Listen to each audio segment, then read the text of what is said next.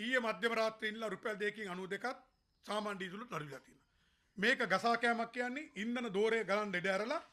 කරලා තියෙන ගනුදෙනුවක් ඉන්නවා. මෙට්‍රික් ටන් 20963ක් පෙට්‍රල් මාස 15කට වැඩිය මාස 8කට වැඩිය ගබඩා කිරීමේ අනීතික තබා ගැනීමෙන් පෙට්‍රල් මෙට්‍රික් ටන් 700කට වැඩිය වාෂ්ප වෙන්න ඉඩ හැරියා. ඒකේ රුපියල් වටිනාකම කෝටි 30ක් වුණා. දවිතෙල් ඩීසල් දාන්න කියලා දවිතෙල් පොළොවට මහවලක් කපලා ටන් 10කට 15කට වඩා වලදාලා ඒකේ පාඩුව ලක්ෂ 40 වැඩි ඉක්මවනවා. මෙව්වට සම්බන්ධ දැන් ජනාධිපතිතුමා පත් කරපු සභාපතිවරයා. ඔහුයි ප්‍රධානියා. ඒ වගේ වක් කියන්න ඕනේ බලශක්ති ඇමතිවරයා. අදත් උත්තර දෙන්නේ නැහැ. CID එකට පැමිණිලා දැම්මට පස්සේ වෙනත් නලයක් ගහලා මාස 15ක් මාස 8ක් බුදියන් ඉඳලා හදිසි මිලදී ගැනීමේ ගසා කන සූත්‍රයට ඉන්ධන ගෙන්න ගන්න ක්‍රියාත්මක වෙලා මේ වෙන විට ඩොලර් කෝටි 2කට වැඩිය බැංකුවට ණයයි මේ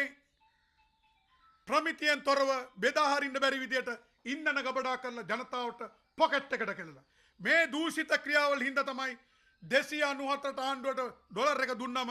ඒ පාලකයෝ අද 313ට ඇවිල්ලා තියෙන්නේ. රටේ අපනාන ආදායමත් වැඩි නම් බදු ගැනිල්ල 100%කින් වැඩි නම් භාණ්ඩාගාරයත් උතුරනවා නම් පාසල් පොත්වල අත්‍යවශ්‍ය භාණ්ඩවල ඖෂධවල වැට් එක ගැලෙව්වෙත් නැතිනම් කොහොමද ඩොලර් එක 300 ගණන් වලට ගියේ? මේ ඉන්ධන ජාවාරම එකක් අනිත් එක ගෙන්වීමේ ජාවාරම අනිත් එක මන්ත්‍රීවරුන්ට බස්වල යන්නම් කියපු නඩේට මිලියන 45ක් කරන ඩබල් කැප්පේන්ඩ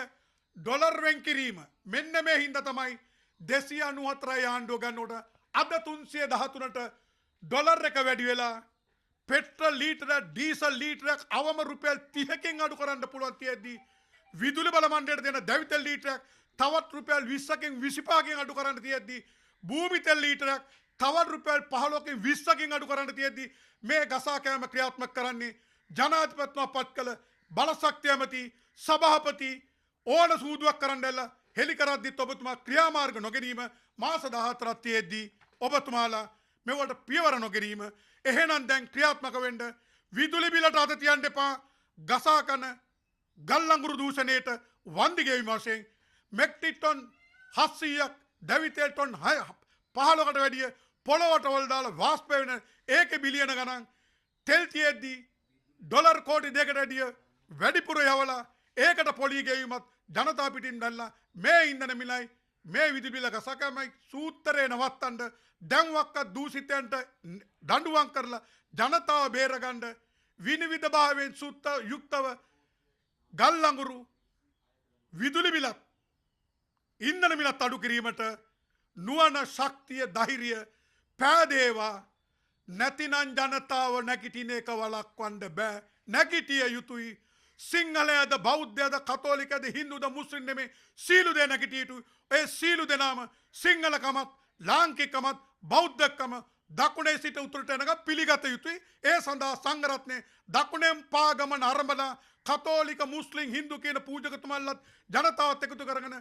රටේ ඉන්න එක ජනතාවක් ඒ ලාංකිකයි ඒ ලාංකිකයෝ සිංහල බෞද්ධයත් එක්ක ජීවත් වෙන්න සුදුසුයි එකගයි කියන එක පෙන්විය යුතුයි මේ ගෝත්‍රිකයන්ට මේ වනචාරී බෘස්ලිගේ ෂොට් දෙන්න ඉන්න ගසා කන්නන්ට එරෙහිව පාඩමක් වශයෙන්. බොහොම ස්තුතියි.